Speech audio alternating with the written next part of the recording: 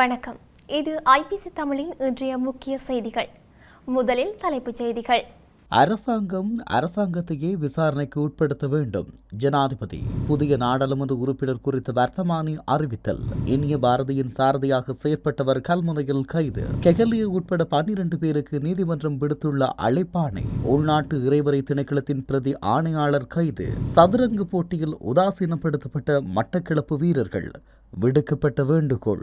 ஓமந்தையில் தனிநபரின் காணியினை அபகரிக்க முயற்சிக்கும் போலீசார். வவுனியா பிரதேச செயலாளர் அதிரடி உத்தரவு. புட்டினின் திடீர் முடிவால் உயிரை மாய்த்து கொண்டு ரஷ்ய அமைச்சர். தொடர்பான விரிவான செய்திகள். உயிர்த்த ஞாயிறு தாக்குதலின் பின்னணி தொடர்பிலான உண்மையை கண்டறிய அரசாங்கத்தையே விசாரணைக்கு உட்படுத்த வேண்டும் என ஜனாதிபதி அனுரகுமார திசாநாயக்க தெரிவித்துள்ளார். கொழும்பு பேராயர் கர்தினால் மெல்கம் ரஞ்சித் ஆண்டகையின் 50ஆம் ஆண்டு மதவாழ்வு பூர்த்தியினை குறிக்கும் நிகழ்வில் ஜனாதிபதி இதனை தெரிவித்துள்ளார்.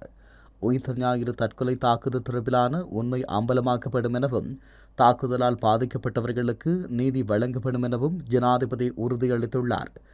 ஈஸ்டர் தாக்குதலுக்கான உண்மையை கண்டுபிடிக்க அரசாங்கமே தனக்கு எதிரான விசாரணைக்கு செல்ல வேண்டிய நிலை உருவாகும். இது ஒரு பெரிய சவாலான செயல். இருப்பினும் பாதிக்கப்பட்டவர்களுக்கு நிச்சயமாக நீதி வழங்குவோம் என ஜனாதிபதி குறிப்பிட்டுள்ளார்.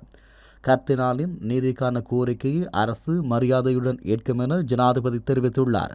கர்தினால் மெல்கம் ரஞ்சித் ஆண்டகை சில நேரங்களில் அமைதியாகவும் சில நேரங்களில் தீவிரமாகவும் ஈஸ்டர் தாக்குதல் சம்பந்தமாக பேசுகிறார். எப்படியாக இருந்தாலும் அவரது கோரிக்கைகளை நாங்கள் மதிக்கிறோம் என ஜனாதிபதி குறிப்பிட்டுள்ளார். மேலும் இலங்கையில் நியாயமான சமூகத்தை உருவாக்குவதற்காக மக்களுக்கு முன்னுதாரணமான தலைவர்கள் தேவை என்றும் இந்த நாட்டின் சமூகத்தில் பெற்றோர் மற்றும் பிள்ளைகளிடையே உள்ள உறவுகள், மத தலைவர்களிடையே உள்ள நெருக்கங்கள் என அனைத்தும் குறைந்துவிட்ட நிலையை நோக்கி செல்லுகிறது எனவும் ஜனாதிபதி சுட்டிக்காட்டினார். புதிய நாடாளுமன்ற உறுப்பினர் தொடர்பில் வர்த்தமானி அறிவித்தல் வெளியிடப்பட்டுள்ளது. தேசிய மக்கள் சக்தியின் தேசிய பட்டியலின் மூலம் உசட்டிக்கு டொன் நிசாந்த ஜெயவீர நாடாளுமன்ற உறுப்பினராக நியமிக்கப்பட்டுள்ளார். இலங்கை தேர்தல் ஆணைக்குழுவின் புதிய வர்த்தமானி அறிவிப்பின் மூலம் இந்த விடயம் தெரிவிக்கப்பட்டுள்ளது. அண்மையில் கட்சியின் தேசிய பட்டியல் நாடாளுமன்ற உறுப்பினர் கர்சன சூரியபிரம பதவி விலகியிருந்தார். குறித்த தேசிய பட்டியல் நாடாளுமன்ற உறுப்பினர் வெற்றிடத்தை நிரப்பும் வகையில் வர்த்தமானி அறிவித்தல் வெளியிடப்பட்டுள்ளது என தேர்தல் ஆணைக்குழு தெரிவித்துள்ளது. தேசிய மக்கள் சக்தியின் செயலாளர் ஜெயவீரவின் பெயரை தேர்தல் ஆணைக்குழுவிற்கு அனுப்பியதை அடுத்து அதிகாரப்பூர்வமாக அவரை நாடாளுமன்றத்திற்கு நியமிக்க தேர்தல் ஆணைக்குழு நடவடிக்கை எடுத்துள்ளது.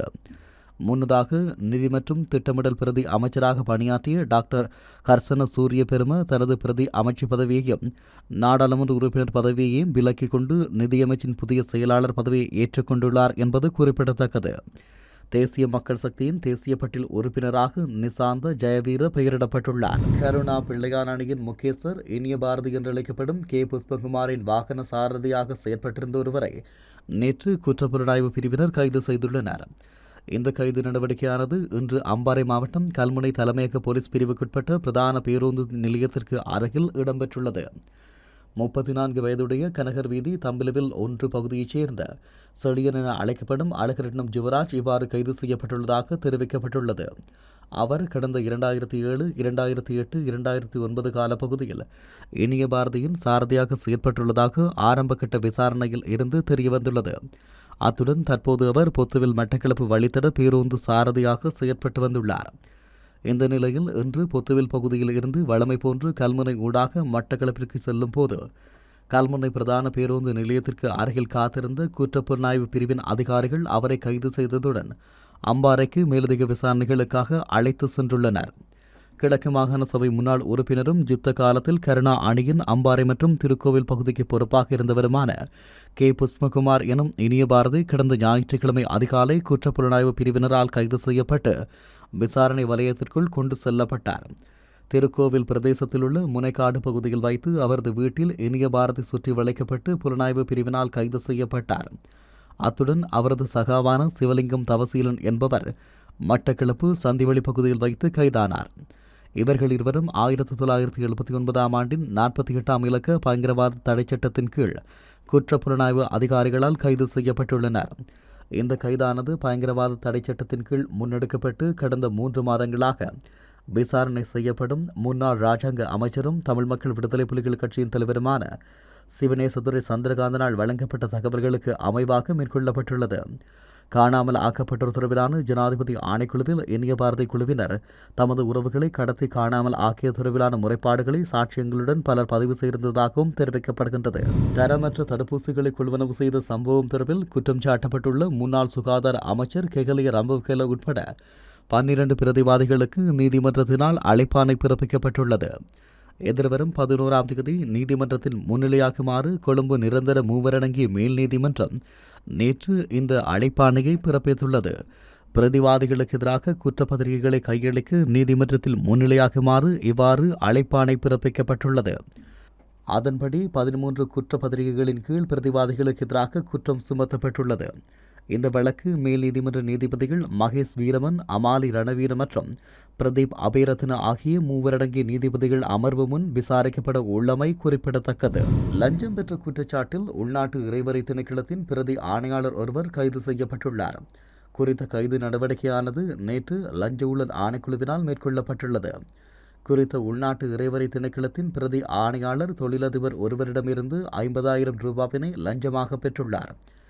இதனையடுத்து பிலியந்தலை பகுதியைச் சேர்ந்த தொழிலதிபர் செய்த முறைப்பாட்டை தொடர்ந்து சந்தேக நபர் இன்று மதியம் உள்நாட்டு இறைவரை திணைக்கள அலுவலகத்தில் வைத்து கைது செய்யப்பட்டுள்ளார்.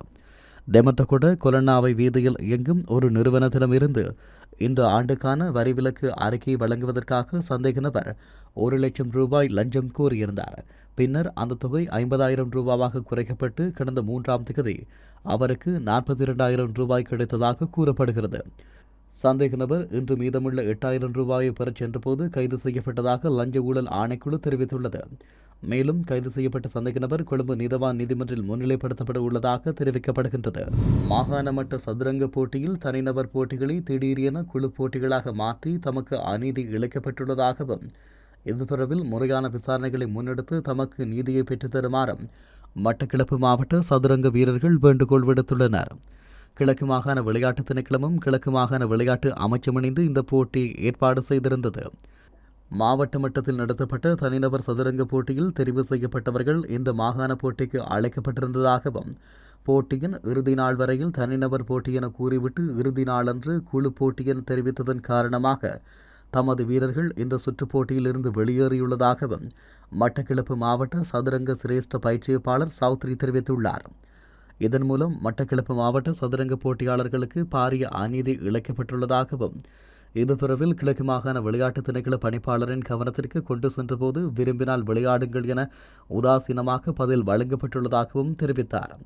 இது தொடர்பில் முறையான விசாரணைகள் முன்னெடுக்கப்பட்டு தமக்கான நீதியை பெற்றுத்தர வேண்டும் எனவும் வேண்டுகோள் விடுத்துள்ளார். வவுனியா ஓமந்தை போலீஸ் நிலையம் அருகிலுள்ள தனிநபருக்கு சொந்தமான காணியினை போலீசார் ஆக்கிரமித்து வருவதாக குற்றம் சாட்டப்பட்ட நிலையில் குறித்த காணிக்குள் நுழைய போலீசாருக்கு வவுனியா பிரதேச செயலாளரினால் தடை விதிக்கப்பட்டுள்ளது. வவுனியா ஓமந்தை போலீஸ் நிலையத்திற்கு என பெரிதொரு இடத்தில் காணி ஒதுக்கப்பட்டுள்ள நிலையில் போலீசார் பலநோக்கு கூட்டுறவு சங்கத்திற்கு சொந்தமான காணியில் நிலை கொண்டுள்ளனர். குறித்த காணிக்கு அருகில் இருந்து தனிநபர் ஒருவரின் காணியையும் அபகரித்துள்ள போலீசார் அதனை துப்புரவு செய்து கையகப்படுத்துவதற்கான முயற்சிகளில் ஈடுபட்டனர். இது தொடர்பில் அரசியல்வாதிகளின் கவனத்திற்கு கொண்டுவரப்பட்ட நிலையில் வவுனியா பிரதேச செயலகத்தில் பிரதி அமைச்சர் உபாலி சமரசிங்க தலைமையில் இடம்பெற்ற பிரதேச ஒருங்கிணைப்பு குழு கூட்டத்தில் குறித்த காணியை போலீசார் கையகப்படுத்த முடியாது எனவும் அதற்குள் செல்லக்கூடாது எனவும் தீர்மானிக்கப்பட்டிருந்தது. ரஷ்ய ஜனாதிபதி விளாடிமிர் புட்டின் அந்த நாட்டு போக்குவரத்து அமைச்சரை பதவி நீக்கம் செய்த சில மணித்தியாலங்களில் அவர் தனது உயிரை மாய்த்துக் கொண்டுள்ளதாக தகவல் வெளியாகியுள்ளது. புட்டின் பதவி நீக்கம் செய்த சில மணி நேரங்களுக்கு பிறகு ரஷ்ய போக்குவரத்து அமைச்சர் ரோமன் ஸ்டாரோவைட் தவறான முடிவெடுத்து உயிரிழந்துள்ளதாக சர்வதேச ஊடகங்கள் செய்தி வெளியிட்டுள்ளன. அமைச்சர் ரோமன் ஸ்டாரோவைட்டின் உடல் அவரது காரில் கண்டெடுக்கப்பட்டுள்ளதுடன் தன்னைத்தானே சுட்டுக் கொண்டு அவர் உயிரை மாய்த்துக் கொண்டதாக ரஷ்ய போலீசார் தெரிவிக்கின்றனர். இந்த நிலையில் ரஷ்ய ஜனாதிபதி புட்டின் அவரை போக்குவரத்து அமைச்சர் பதவியிலிருந்து நீக்கியது ஏன் என்பது இன்னும் தெளிவாக தெரியவில்லை என கூறப்படுகின்றது. முன்னதாக ரஷ்ய ஜனாதிபதி விளாடிமிர் புட்டின் திடீரென போக்குவரத்து அமைச்சரை அந்த பதவியிலிருந்து நீக்கியதாக அறிவித்திருந்தார். இத்துடன் இன்றைய முக்கிய செய்திகள் நிறைவடைகின்றன. தொடர்ந்தும் செய்திகளை அறிந்து கொள்ள ஐபிசி தமிழ் நியூஸ் என்ற எமது யூடியூப் பக்கத்தினூடாக இணைந்திருங்கள். நன்றி.